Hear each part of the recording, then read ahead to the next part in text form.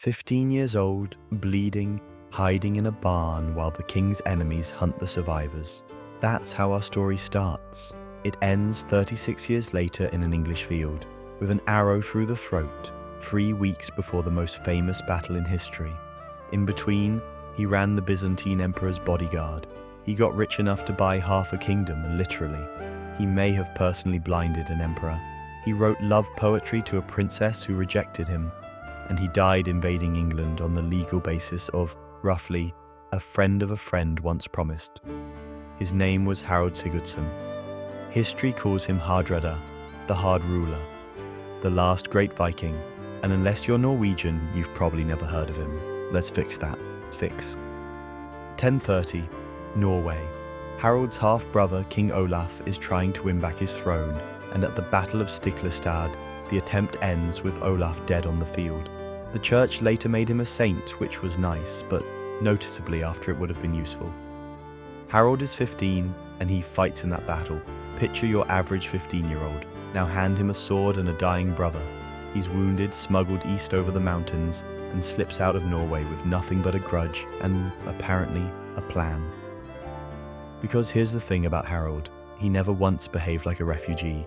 He behaved like a king who was simply buffering. He surfaces in Kievan Rus, think medieval Ukraine, at the court of Yaroslav the Wise, who takes one look at this enormous angry teenager and makes him a captain. There, Harald falls for the princess, Elisiv. He proposes, and the answer is no, because he's a landless exile with no fortune. The sagas preserve his reaction, and it's poetry. Literally, it's poetry. He wrote verses complaining that the goddess in Gardarika will not accept my gold rings. A Viking warlord, rejected, writing sad poems about it, 1,000 years before social media. Some things are eternal. So Harald does what any rejected man with a battle axe does. He goes south to get rich. Constantinople, the biggest, richest city in the Western world, capital of the Byzantine Empire. Its emperors keep a private army of Norsemen called the Varangian Guard. Imagine bodyguards, except every one of them is 6 feet of chainmail and homesickness. Harald joins, and then he rises fast to command it, fighting on nearly every frontier the empire has. Pirates in the Mediterranean, campaigns in Asia Minor, Sicily, Bulgaria, where he burns so much of it they nickname him the Bulgar Burner. Subtle, he was not, and every campaign pays. He ships the fortune north to Yaroslav for safekeeping, medieval offshore banking. Then it all goes wrong in the most Byzantine way possible. Early 1040s, palace chaos. The Empress Zoe and the young Emperor Michael V are locked in a power struggle, and Harald ends up in prison. The charge, our sources suggest, creative accounting with imperial plunder, which, honestly, fair. But then Constantinople riots against Michael. The mob wins, the emperor is dragged from sanctuary and blinded. The standard Byzantine retirement package, and the sagas claim the man who held the iron was Harald himself, fresh out of prison. Historians squint at that one. The sagas double down. Either way, the emperor who jailed him ends up blind, and Harald ends up free, rich, and completely done with Byzantium. He asks permission to leave. Permission is denied. He leaves anyway. One problem, the harbour exit is blocked by a giant iron chain stretched across the water. So, according to the sagas, Harald takes 2 ships, waits for night, and orders every man to the stern. The bows lift, the ships hit the chain at full speed, and then everyone sprints forward, and the ships seesaw over it. One ship snaps in half.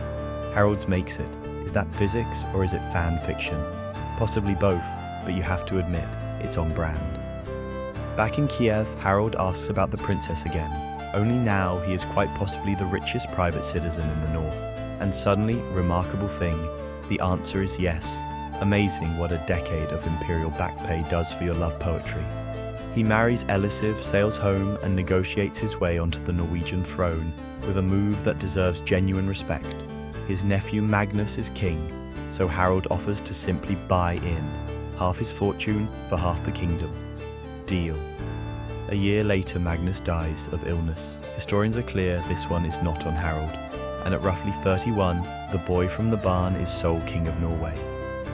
The next 20 years explain the nickname. Hardrada, hard ruler. Cross him and your farm developed a tendency to catch fire. He crushed the regional strongmen, unified Norway, put real coins into circulation, and tradition says he founded a little trading post called Oslo. So if you have ever paid 14 euros for one beer in Norway's capital, that is, in a very real sense, his fault. He also spent 15 years raiding Denmark to claim its crown, fighting his former ally Sweyn, and after 15 years of burning coastline, he had gained approximately nothing. Even the sagas sound tired writing about it. In 1064, he finally let Denmark go. He was 50. Surely it was time to retire. January 1066. In England, King Edward the Confessor dies without an heir, the medieval equivalent of leaving the office unlocked with the safe open. Harald Godwinson, the most powerful noble in the country, takes the crown at speed. Across the Channel, Duke William of Normandy insists the throne was promised to him, and then a third man walks into Harold's court, Tostig, Harald Godwinson's own brother, exiled, bitter, and shopping for an army to point at his family. History's worst recruiter, with history's best timing. His pitch, England can be yours, and Harold, 50 years old, 20 years a king, pride entirely intact, listens. Now, the legal basis, and I need you to appreciate how thin this is. Decades earlier, Harold's nephew Magnus and England's Danish king Harthacnut had allegedly made a pact. If either died without an heir, the other would inherit both kingdoms. By 1066, both men were dead. Neither of them was Harold. That's it. That's the whole claim. It's like demanding your neighbor's house because your uncle once shook hands with the previous owner. But here's the medieval loophole. Paperwork doesn't need to be convincing when it arrives with 10,000 men and 300 ships. September 1066, the largest Viking fleet in living memory, comes down past Shetland and Orkney, collects Tostig, and lands in the north of England. On September the 20th at Fulford, Harold smashes the armies of the northern earls. York surrenders. 10 days in, the invasion is going perfectly. So Harold relaxes. That is the correct word. Relaxes. September in Yorkshire turns unseasonably hot, and 5 days after Fulford, his army strolls to a little river crossing called Stamford Bridge to collect hostages, and because of the heat, they leave their mail shirts at the ships. Remember that detail. It is about to become the most expensive wardrobe decision in medieval history. Because Harald Godwinson is not in London anymore, he has force-marched his army roughly 185 miles north in under a week. Medieval armies managed maybe 15 miles a day. Harold's did nearly twice that. It turns out betrayal by your own brother is a performance enhancer. On September the 25th, dust rises on the road from York, and Harold realizes those are not hostages. The English hit them at the bridge. The Anglo-Saxon Chronicle says a single giant Norseman held that bridge alone, cutting down as many as 40 men by the chronicler's count, until an Englishman slipped beneath it in a boat and drove a spear up through the planks.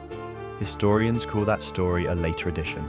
I call it the best deleted scene in English history. Behind it, Harold forms his shield wall. No armor, outnumbered, extremely unrelaxed. Harold fights the way the sagas love him, out front, roaring, sword in both hands.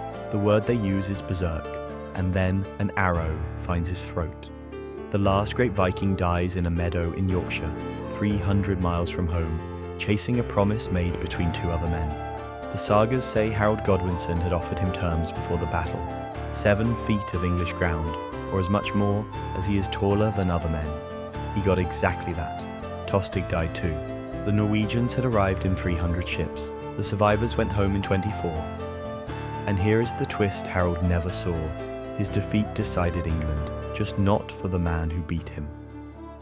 19 days later, Harald Godwinson's exhausted, half-broken army stood on a hill near Hastings facing Duke William.